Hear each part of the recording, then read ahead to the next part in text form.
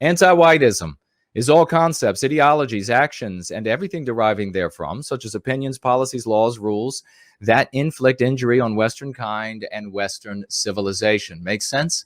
It should. Anti-whites use carefully crafted pretexts to justify anti-whiteism. These pretexts are classified as myths. The moralization, intellectualization, and sentimentalization of the anti-white desires to inflict harm on Western kind.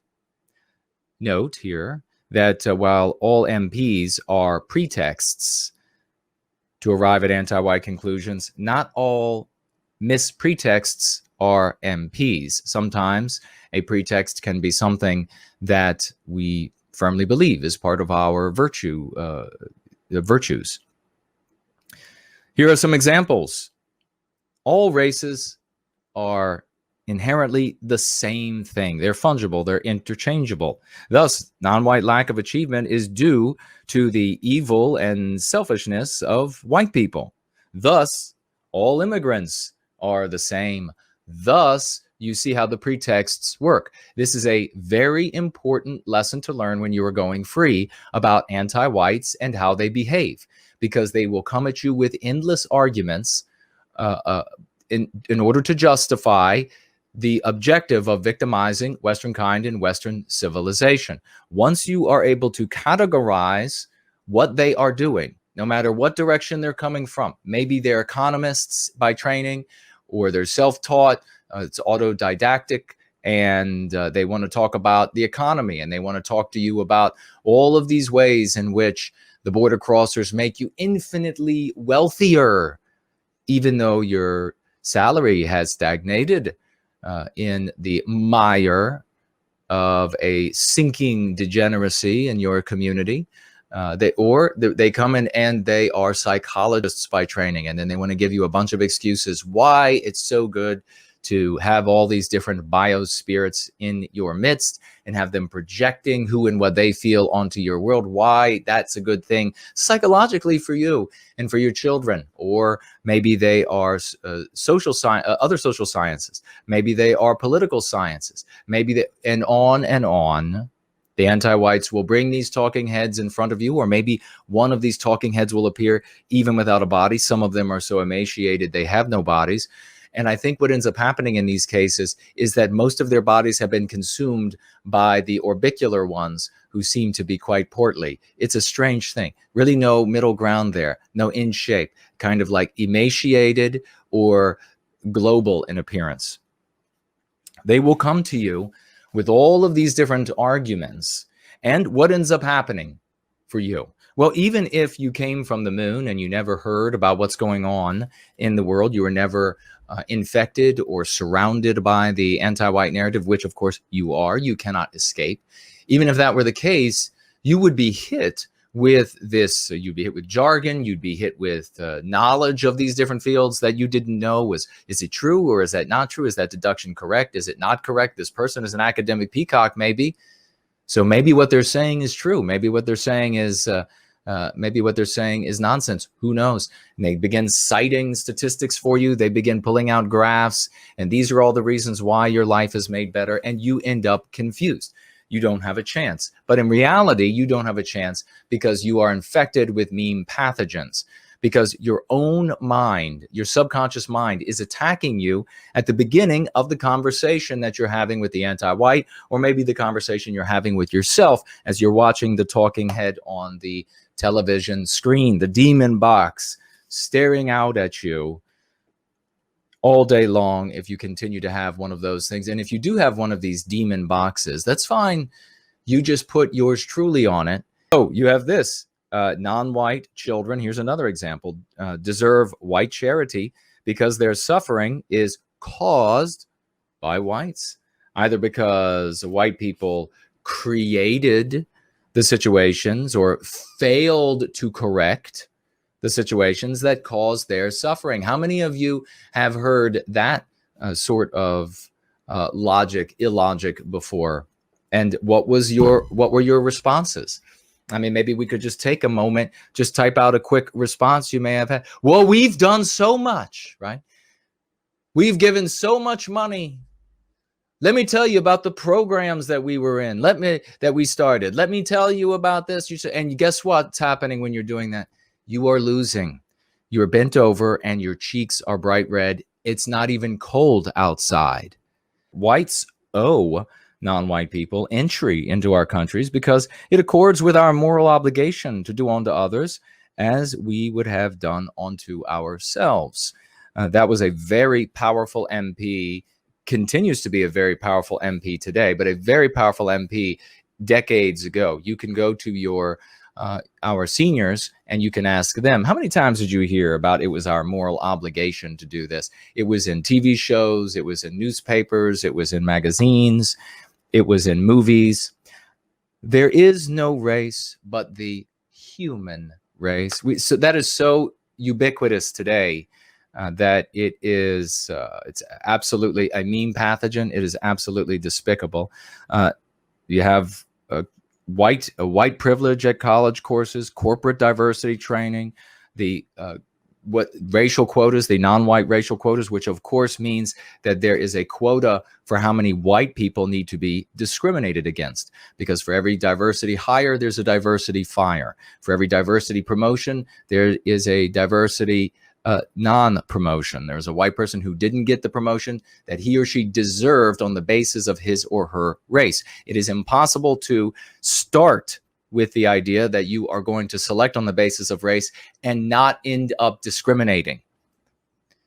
We believe that the best man or woman should have the job irrespective of their immutable characteristics, as we believe that everyone, irrespective of their immutable characteristics, can serve white well-being with us here. And we have so many who do, and we thank you and we honor you legitimately, honestly, unlike conservatives who paternalistically pat you on the head like you're some sort of pet of theirs, and they want to throw you up on the stage and then clap for you like, oh, this is a wonderful little child up there. That's not what happens here. We honestly appreciate you because you could keep your mouth shut and just run away with the spoils, but instead you acknowledge that what is going on in the world is anti-white, and you are going to stand up against it, just as white people have stood beside you when there were injustices to you and done onto you and your people.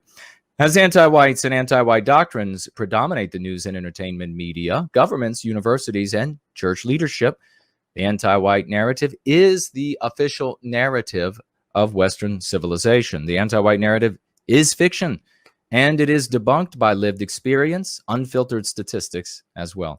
In addition to MPs and other tools of persuasion, anti-whites enforce the anti-white narrative by stigmatizing, pathologizing, and criminalizing everyone and everything that deviates from the anti-white narrative. Remember, Joe didn't get fired from his job because he said something and then you insert some anti-white term, some anti-white slur like racist.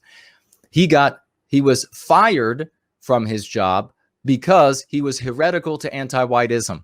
Extremely powerful way to discuss this with your friends, family, strangers, your co-workers, because it shatters the unspoken premise, one of the unspoken premises in the mouths of every anti-white argument, and that is that the white race is in charge and it is benefiting itself with every decision that it makes. You shatter that by saying that he was dismissed, he was fired because he was heretical to anti-whiteism, because he deviated from anti-whiteism.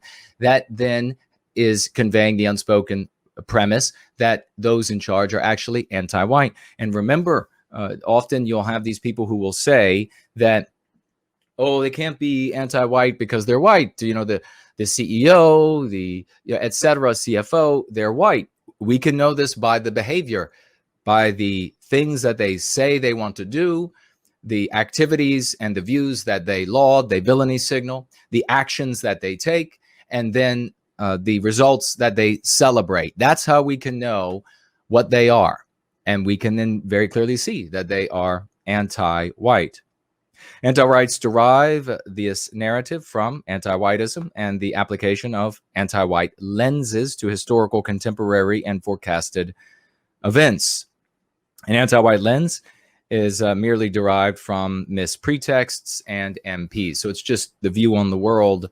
It's just another way of looking at the mispretexts and meme pathogens. Looking at it from a different perspective, you can see that it is utilized as, those things are utilized as then a lens to view the world.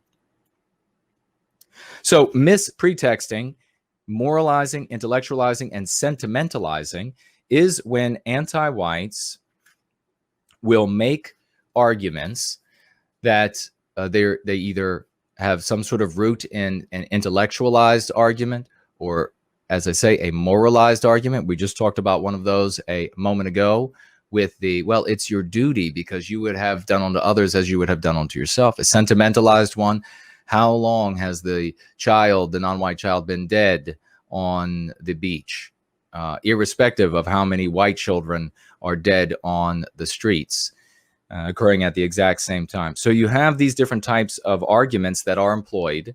And then what do you end up having? This is where the conservative, where the basic bitch sort of patriot, if you will, or nationalist, if you will, where they begin to go wrong, is they look at these arguments that are made, and then they juxtaposition the arguments, and they say, aha, I have a gotcha moment.